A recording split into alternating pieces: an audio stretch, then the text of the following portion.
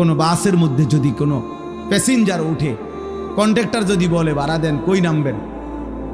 এই প্যাসেঞ্জার যদি বলে আমি জানি না আমি কোথায় নামবো, তোমার যেখানে ভাল লাগে তুমি নামাই দিও। আহা, এই কন্ট্রাক্টর ওই হেল্পার রে যে দরজার কাছে দাঁড়াইয়া মানুষ উড়ায়, ওরে কি বলবে যে এই পাগল করতে উড়াইনি, এই মাতাল দিক কই যাবে, এটাও কই তারা বলবে কি না? বলো ভাই, এই বলো না। তাইলে তোমরা যারা এক ওয়াক্ত নামাজ পড়ো না, তোমরা কই যাই বাবা? আমি জানতে চাইলাম তোমাদের, বলো না বাপ।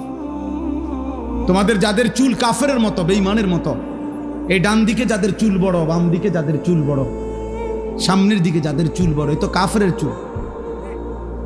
আর ঠিক কোন লাগতো না, এটাই সত্য, এটা ঠিকের কিতাব, এটাই তো